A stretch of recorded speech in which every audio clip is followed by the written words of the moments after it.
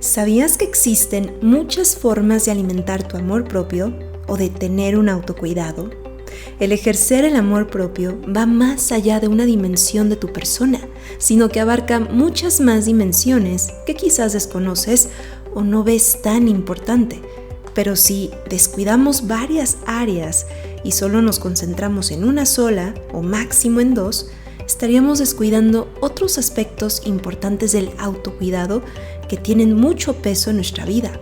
Así que si gustas saber un poco más sobre cuáles son estas dimensiones del amor propio y cómo aplicarlo, sigue escuchando.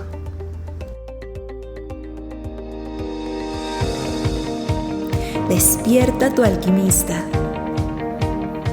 Embellece tu alma.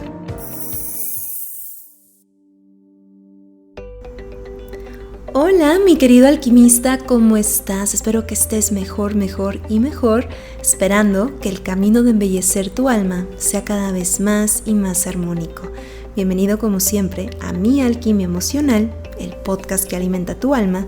Mi nombre es Marifer Pérez, soy psicóloga y comunicóloga y el tema del día de hoy que vamos a ver se llama las 6 maneras de practicar el autocuidado.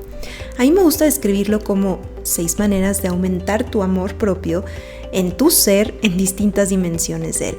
Pero claro, es más corto decir autocuidado, ¿vale? Así que dentro del mundo del amor propio, es decir, del arte de amarnos a nosotros mismos, que así se puede resumir el amor propio, es necesario estar actualizándonos y tener mejores maneras de amarnos para tener más herramientas y seguir embelleciendo nuestra alma. Y qué mejor que hacerlo como un alquimista, aquel que cuida su cuerpo, mente y alma. Te voy a adelantar las 6 maneras de practicar el autocuidado y después las explicaremos a fondo. Está el autocuidado físico, el autocuidado emocional, el autocuidado espiritual, intelectual, social y sensorial. Y estos se pueden dividir todavía aún más en más ramas, es decir, podemos sacar más cosas profundas y específicas de cada uno de ellos, pero vamos a tratar de resumirlo lo más que podemos. Número 1, el autocuidado físico. Este quizás es muy obvio, pero déjame decirte algo, no necesariamente tiene que ver con hacer ejercicio vigoroso e intenso, no.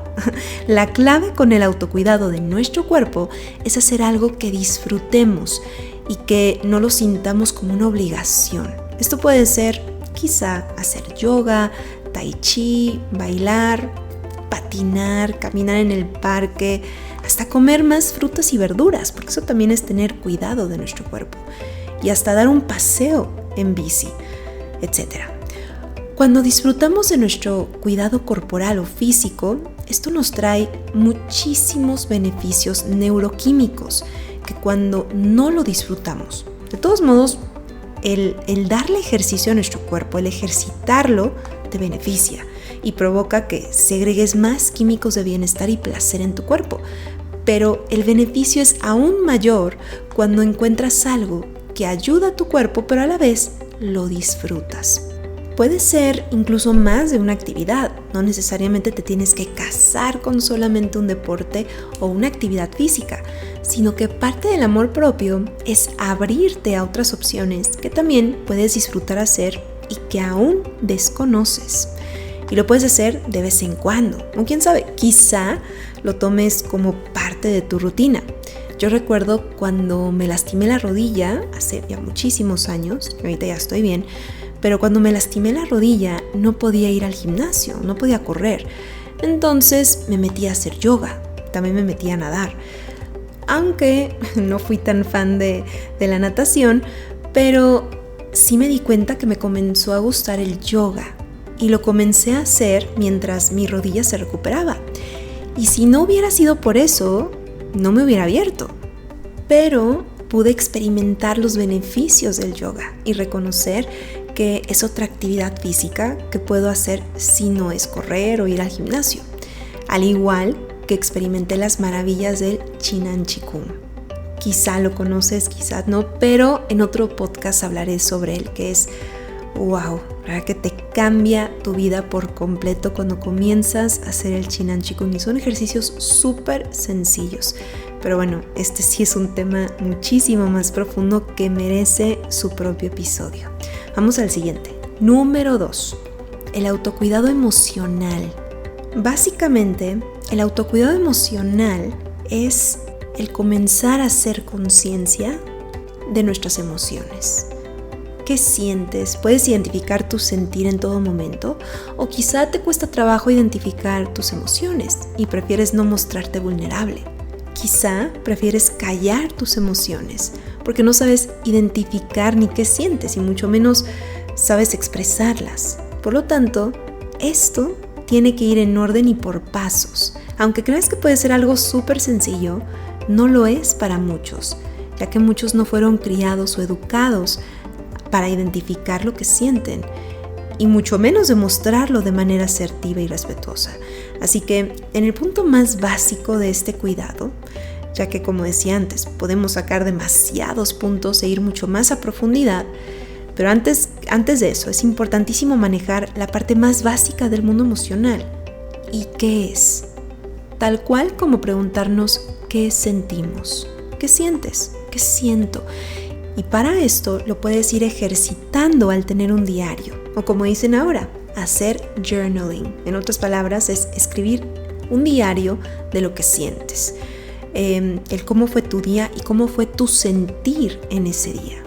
Para muchos funciona eso, pero en sí es que comiences a entrar más en contacto con tus emociones, con tu sentir.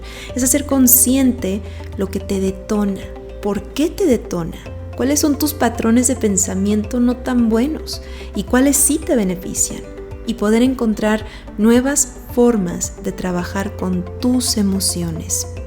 Otra cosa que puedes hacer para ser consciente de lo que sientes es meditar, hacer mindfulness, o también puedes aprender a canalizar tus emociones a través del arte, como pintar, bailar o hasta cocinar.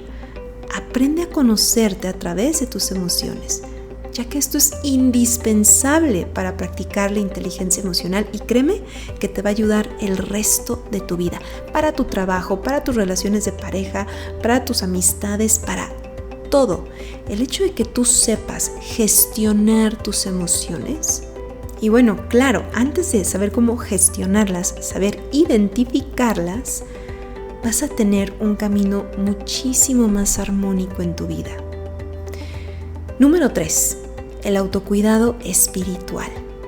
Este autocuidado es mucho más profundo que los dos anteriores, ya que es el cuidado del espíritu. No necesariamente tienes que ser religioso para cuidar tu parte espiritual, aunque claro, quizás para unos sí. Pero la esencia de este autocuidado espiritual es alimentar y nutrir tu alma. Estás tratando de alcanzar una paz interior y saber cómo mantenerla el mayor tiempo posible, independientemente de las circunstancias difíciles que pueden acontecer. Así que cuando practicas el autocuidado espiritual, también engloba el encontrar el propósito y el significado de tu vida, más allá de las metas básicas que puedes llegar a tener. Es conectar con tu divinidad y alimentar esa fuente divina dentro de ti que se conecta con la divinidad en sí, una superioridad. Y hay muchas formas de hacerlo, ya sea a través de tu religión, a través de una meditación, a través de un ritual. Puedes pasar también tiempo en la naturaleza, leer libros para despertar y estimular tu ser espiritual, tales como el Tao, el Bhagavad Gita, la Biblia, etc. Incluso hasta donar a una causa que tú creas o hacer servicio social es parte de despertar tu lado espiritual. Y como decía antes, podemos seguir profundizando aún más, como lo hago en el curso de las 7 leyes, cuando hablo de la ley del ritmo y la ley de la causa y el efecto. Profundizo un poco más porque estas 2 leyes son muy espirituales. Pero bueno, esto es lo más básico del autocuidado. Número 4. El autocuidado intelectual. Este autocuidado he visto muy pocos que lo procuran y se les olvida también lo importante que es. ya que es alimentar nuestro intelecto. Y lo puedes aplicar al hacer algo que disfrutas y a la vez alimenta y desafía tu intelecto, algo que expanda tu sabiduría. Puede ser el aprender una nueva habilidad, tal como un instrumento o hasta aprender a jugar ajedrez. Aunque también puede ser leer un libro, aprender un nuevo idioma, ver un documento sobre un tema de tu interés.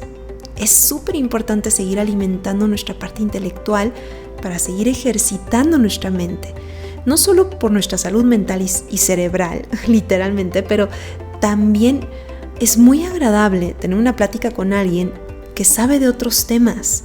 Puede tener una conversación interesante sobre algo que leyó o algo que está aprendiendo. No solo esto te ayuda a ti, a tu ser, en muchos sentidos, pero los demás se pueden nutrir de aquello. Acuérdate, el conocimiento nunca estorba. Al contrario, enriquece en muchísimos sentidos. Número 5. El autocuidado social. Quizás no sabías que existía este tipo de autocuidado, pero sí es bastante importante.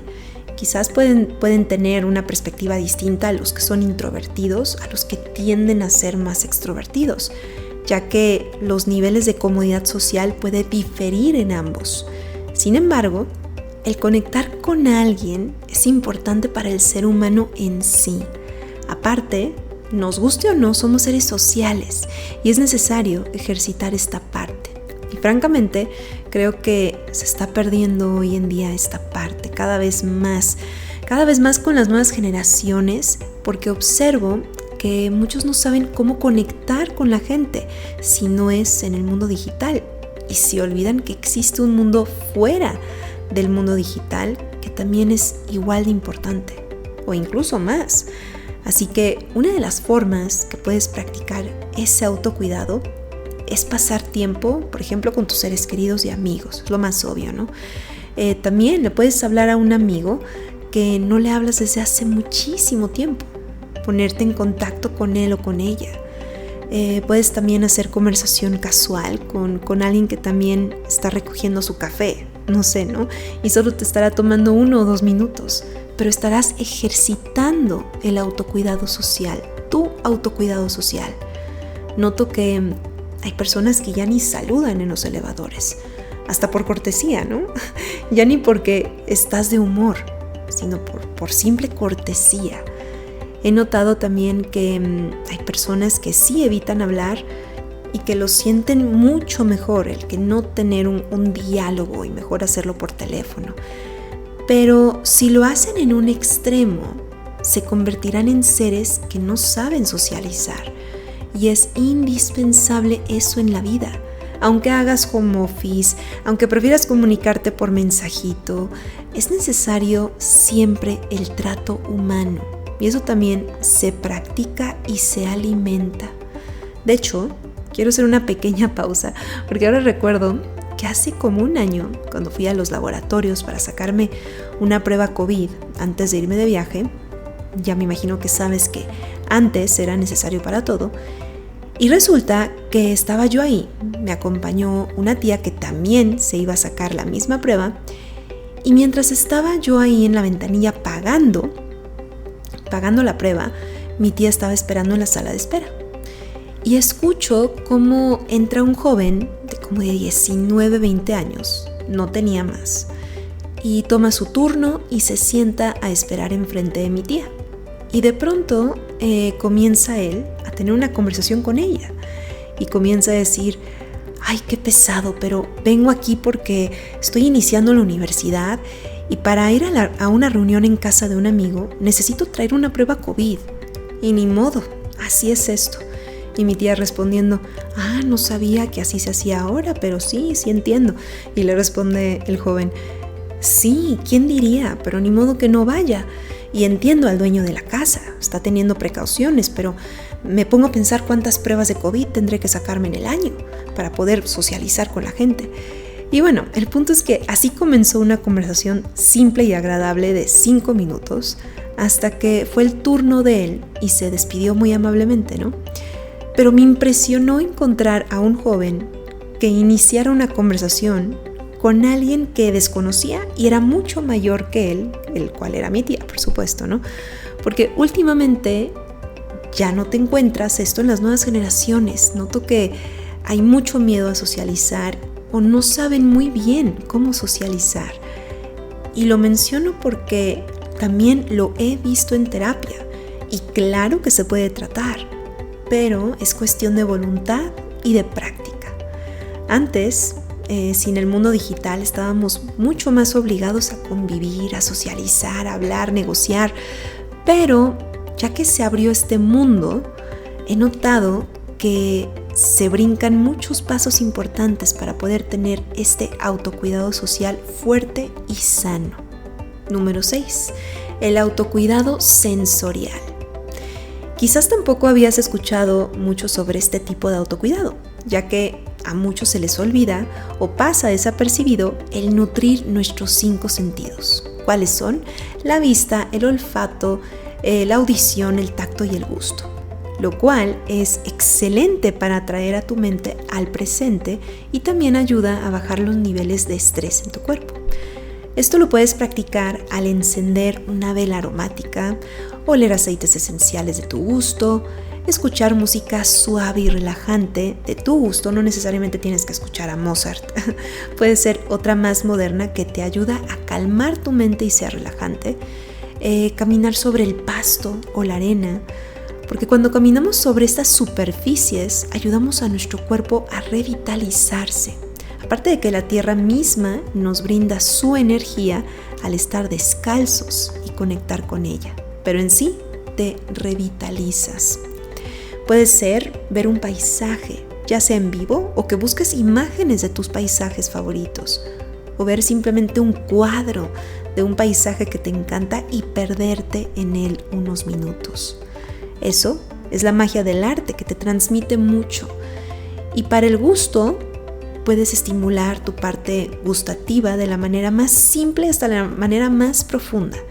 La más simple es que cada comida que hagas, la comas a conciencia, sabiendo que te está nutriendo, pero también siendo consciente de todos los sabores que estás degustando.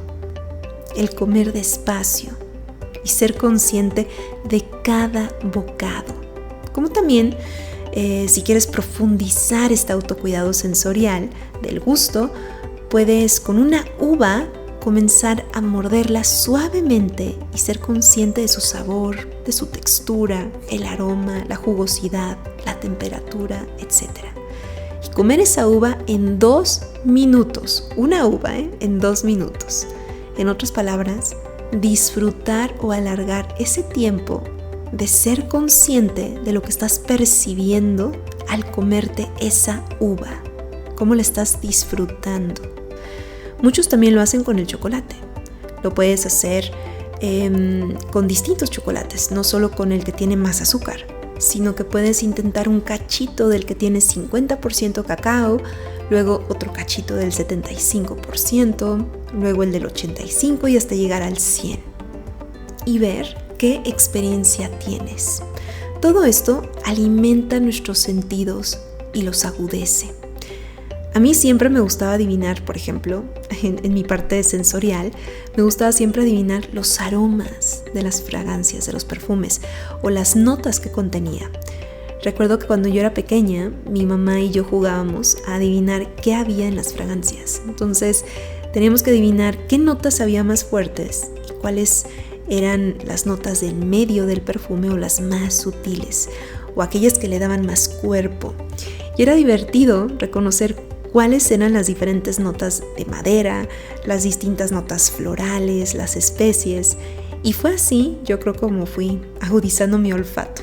Si no es que yo creo que estoy muy segura que así me entrené. Y ahora que recuerdo una anécdota, la cual cuando la recuerdo me río porque literal parecía un sabueso, era cuando estaba viviendo con unos roommates. Me llevaba súper bien con estos 2 roommates que tenía, los quiero mucho, pero claro, me di cuenta que viviendo con ellos en su momento no eran los más limpios del mundo. Y bueno, recuerdo que un día que había invitado a comer a una amiga a la casa, al piso, estaba yo ahí limpiando toda la cocina, el piso, etc. Y ya cuando estaba terminando, ya nos íbamos a ir a mi cuarto para agarrar las cosas y ya salirnos, ¿no? Pero en el inter de cuando crucé el umbral de la puerta de la cocina para dirigirme hacia el cuarto, de pronto me llega un olor medio raro y medio feo, ¿no? Así que me llega un aroma desagradable, el cual no podía identificar, y le digo a mi amiga, oye, ¿no hueles algo raro? Y mi amiga, sí, por más que olía, no. Quizás algo demasiado sutil, me dice, pero no, la verdad que no como tú. Le dije, no, es que a mí sí me está llegando algo que no limpié y no sé qué fue. No, la verdad que sí sé lo que dices porque algo me llega, pero es muy sutil, es casi nada. Le dije, es que aquí lo siento en esta parte, ¿será que algo nos faltó por limpiar? Entonces me regreso a la cocina y comienzo a ver qué me había faltado por limpiar. Y lo peor del caso es que no podía identificarlo claramente. Entonces ahí me veías entrando y saliendo por la puerta de la cocina tratando de identificar qué era, y me tuve que meter de nuevo e inspeccionar los trastes, los gabinetes, el horno. Y digo el horno porque en ocasiones estos roommates cocinaban algo en el horno pero no lo limpiaban después, hay cosas que se derretían. Luego me topaba con que olía algo raro y estaba ahí pegada en las cosas en el horno, ¿no? Así que verifiqué por si acaso se me había olvidado y no había nada. Vi el piso, chequé el refri, la basura, ya la había sacado, entonces no olía. Así que literal empiezo a dejarme llevar aún más por ese ligero desagradable olor, pero ya a estas alturas ya parecía un sabueso ridículo. Hasta que decido cruzar la puerta de la cocina porque fue ahí donde lo había percibido. Así que cruzo el umbral de la puerta y ahí estaba. Aunque no lo veía, ahí estaba percibiendo. Entonces no sé ni por qué chequé toda la cocina, si ahí fue donde olía algo raro, ¿no? Pero bueno, así que me comienzo a inspeccionar ahí, por fin, donde estaba la cubierta de la cocina antes de salirte de ella. Estaban ahí trastes y demás. Hasta que me acerco aún más, que ya lo empiezo a identificar todavía mejor, y veo que hay una tabla para picar, una tabla para cortar de madera. Me acerco y el olor provenía de ahí. Así que la saco, pero hace cuenta que la tabla de picar ya estaba recargada en la pared, justo donde debería de estar y donde siempre la dejábamos para cuando alguien la necesitaba. Es decir, parecía que estaba limpia. Entonces, ahí estaba la tabla, la tomo y comienzo a ver que en la tabla había pequeños trocitos de jamón serrano que no habían lavado bien. Así que justo en ese punto de la tabla es lo que olía y estaba ahí antes de cruzar la puerta. Y ahí fue cuando le dije a mi amiga, mira, esto es lo que huele, mira, huélelo, esto es lo que huele. Y ya mi amiga me dice, sí, esto olía, pero no puedo creer que lo encontraste. O sea, estoy sorprendida que pudiste rastrear el olor que yo apenas podía percibir. Así que bueno, nos atacábamos de la risa y sí creo que fue la primera vez donde me di cuenta que tenía una capacidad olfativa bastante alta. Y bueno, ya después de eso lavé la tabla bien y ya la puse en su lugar, ya limpia, por supuesto. Y ya les di un recordatorio a mis roommates que porfa lavaran bien la tabla, que había quedado trozos ahí de jamoncito. Y entonces ya se estaba quedando ahí viejo, ¿no? Pero bueno, aquí yo creo que yo ejercité mucho mi parte olfativa de pequeña y si no lo hubiera hecho, no lo hubiera percibido. ¿Es algo bueno? Siempre es algo bueno ejercitar todos nuestros sentidos para agudizarlos. ¡Qué mejor! Y no uno, todos. Esto siempre nos va a hacer bien en nuestra vida. Ahora también recuerdo que tuve un súper profesor de música cuando era más pequeña y nos enseñó a cómo identificar los diferentes instrumentos en una orquesta. Teníamos que escuchar cuál comenzaba, con cuál estaba empalmado, y así nos empezó a enseñar las notas. Nos decía, ¿cuál crees que está haciendo ahorita la flauta? ¿Puedes escuchar dónde está escondido el violín? ¿Puedes escuchar el cello? Entonces nos comenzaba a hacer examen de acuerdo a los instrumentos y era increíble porque sí nos volvió más sensibles a nivel auditivo. Y ahora que me estoy acordando, también tengo a una amiga que es experta en repostería y en panadería, y ella fue la que me enseñó a identificar cuando un pan tenía mejor calidad que otro o cuando un pastel tenía mejor calidad que otro. Y todo dependía de los sabores. Así que de pronto probábamos uno y ya me decía, es que esta galleta o este pan no le pusieron suficiente mantequilla, o aquí se pasaron de hornearlo, o acá usaron huevo de más, o huele así. Y yo no lo había percibido hasta que ella lo mencionaba y empezaba a poner mucho más atención a lo que estaba saboreando, y ya aprendí a identificar todos estos aspectos que ella decía. Pero bueno, mis queridos alquimistas, como ya escucharon, el autocuidado abarca muchas áreas y dimensiones de nuestro ser. No nos quedemos con una o con dos, sino que vayamos aprendiendo cómo alimentar todos poco a poco para no descuidarnos. Y antes de irnos, adivinen qué. Les tengo una súper noticia. Conseguimos que Olga Menéndez diera el curso de Rompiendo Lazos de manera online. Será este mes, el 20 de mayo, vía Zoom, por supuesto, ya que es online, y la verdad no sé cuándo lo volverá a dar. Acuérdense que si me han estado escuchando, yo iba a convencer a Olga de que lo diera y por fin ya lo pudimos hacer. Así que para los que no fueron de manera presencial a la Ciudad de México a su curso este último marzo, y se quedaron con ganas, ahora lo hará online para aquellos que no pudieron viajar. Así que no te pierdas esta oportunidad de tomar este curso con la autora, clarividente y experta en Rompiendo Lazos. Lo dará solamente el 20 de mayo, es sábado. Durará 8 horas. Claro, no de manera seguida, no te preocupes, habrá distintos horarios para que haya un descanso y demás, pero puedes aprovechar esta oportunidad para preguntarle lo que quieras y conocerla. Si quieres más información, mándanos un mensajito por Instagram o por Facebook y te daremos más información sobre el curso, ¿vale?